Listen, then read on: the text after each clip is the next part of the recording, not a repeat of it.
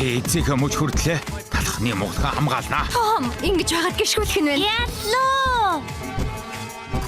Үгүй, аваа. Ноён дүпэн. Хатаж байгаарэ. Хөх, энэ хүүхдийн хөлийг ороосон ёёгийн удас чинь яг л чиний харцанд өөрт мөн хөлүүлсэн миний зүрх шиг юм аа хадагтай. Яллоо.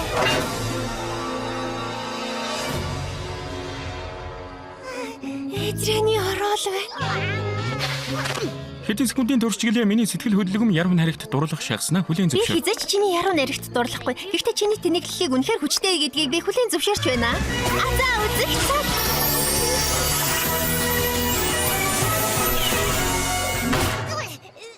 Яллоо.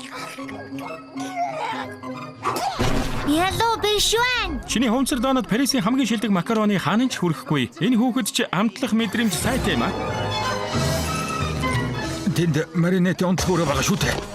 Маринет. Хармаараа энийг бариад ав.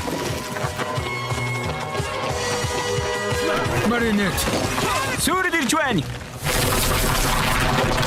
Маринет. Гайхалтай. Хатагтай цох. Маринет.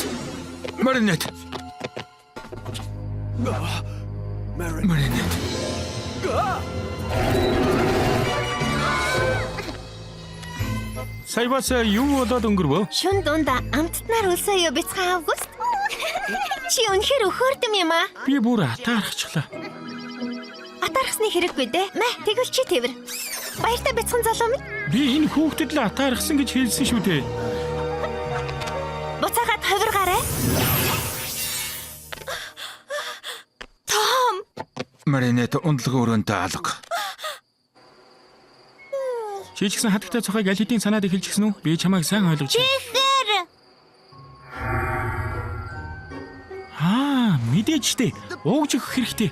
Чихэр. Маринет.